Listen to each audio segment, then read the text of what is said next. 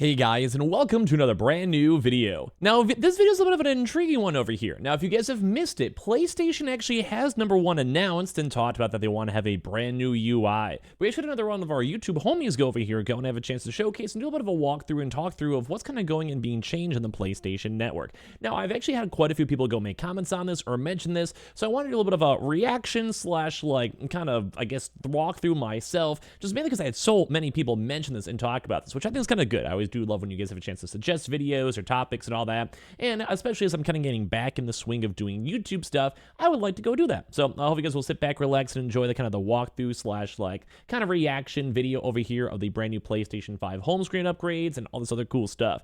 Now, there's a few kind of nifty things. You guys may have seen this. If you guys have, you can leave a comment down below. But there's things like live wallpapers. You can see your friend activities. They have brand new widgets. You can actually go and somewhat customize the UI itself. And overall, they've had a chance to change the UI quite a bit when it comes to all those consoles. So I'm going to go and just talk about this, show you guys the cool details, updates, and everything else in between. And of course, just appreciate you guys all for watching. Make sure you guys are subscribed, notifications on if you guys want. We have the Twitter and Twitch and play live up on Twitch right now. Gonna do some Comfy Dragons Dama, and I appreciate y'all for watching. Let's go dive on into it. So if you guys missed it, there was a big PlayStation news and article that came out talking about the beta, how they're gonna be including different things, audio things, updates on the controller, everything. There's a lot of big changes, but the UI is one of the cooler things out here. I have a chance to go and do a deeper dive and discuss. And so I'm going to go talk about this over here and react over here to Mystic's video. So shout out to Mystic if you guys have seen him or heard of him. Big love from my end. But it's kind of cool. I'm going to go do a little bit more of a, I guess, mute on this regard. Because as I said, many people wanted me to talk about this. Many people brought this on up. It's kind of the main reason why we're doing this as well.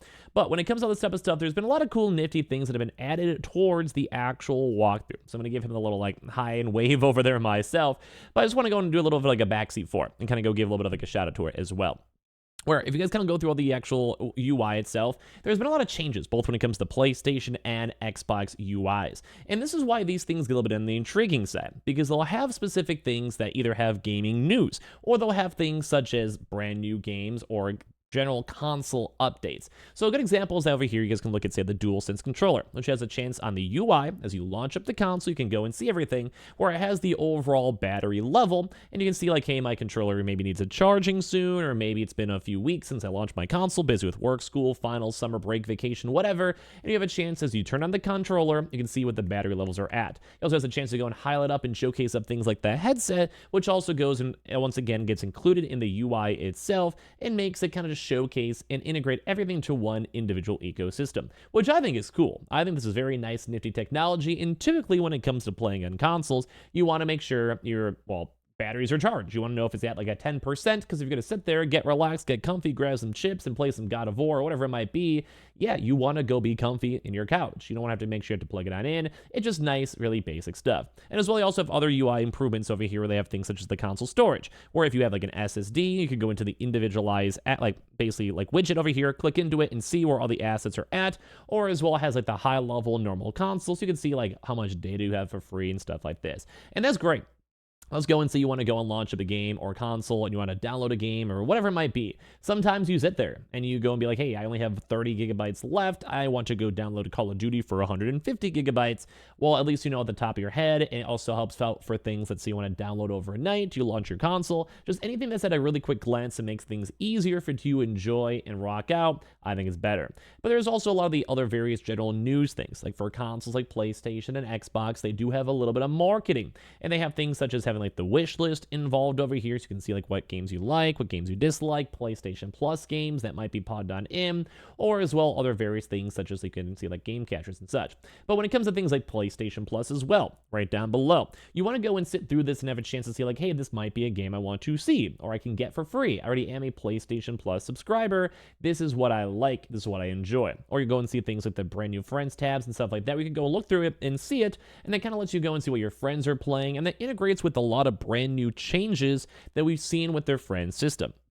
Basically, right now, they're trying to go make it easier to jump into their friends, jump into different parties, and make things really applicable and easy for you to be able to go make and do it in any type of UI, which is nice. Although they do also have other various things such as, say, games. Right here, top 10 games in your country, Helldivers.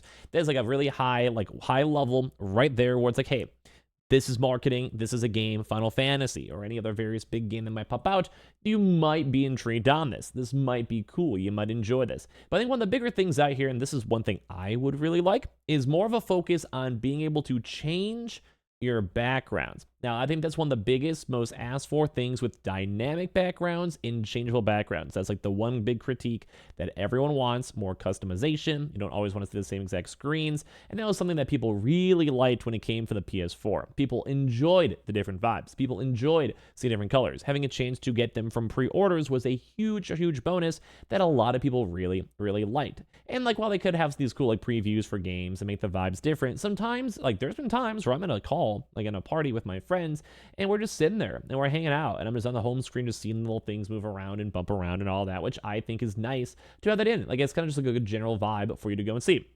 Now, I am a fan of this. I like this. I like some general, like more fine-tuning on changes as a whole. And as I said, you can basically have these different types of things to go and have a chance to make your console more customizable and make things better and make things more you and unique. And Xbox, I think, is finally getting back in that same groove too as well, where they're realizing, like, hey, like, we can make it cool. Like, people will spend money on it. People will enjoy it. It'll make people come back more often.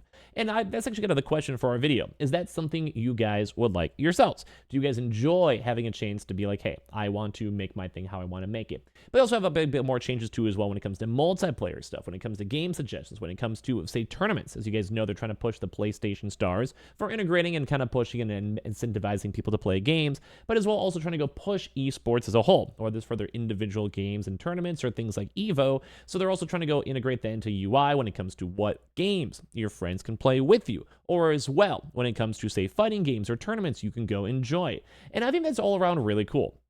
You want to have the chance to see these games. You want to make sure these UIs are clean.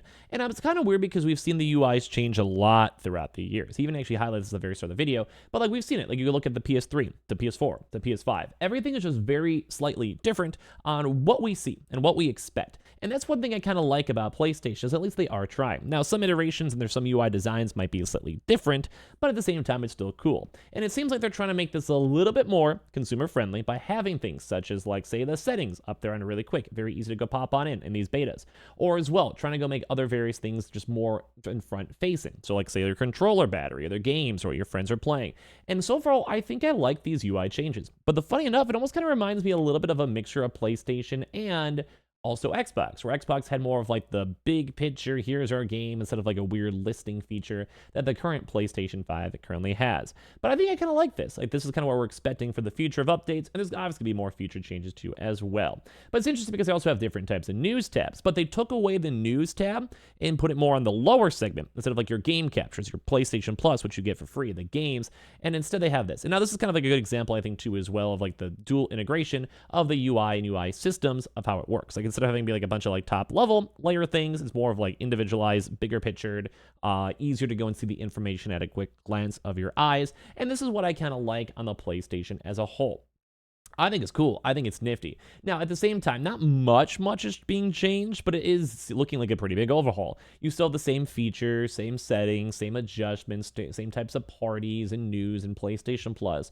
But it's more so of how you get there and how you explain it and how you get to that point is maybe changed up very slightly. But so far, off the first impressions on all these betas and everything else we've seen, I do personally think I like this. Now, the one kind of big caveat too as well, which I think he's winding down his video on, is you can't use custom USB like inserts to go and get your own individualized downloaded backgrounds. I'm kind of against that because, well, I want to be able to go do whatever I want to do. It's like 2024. We can easily do this.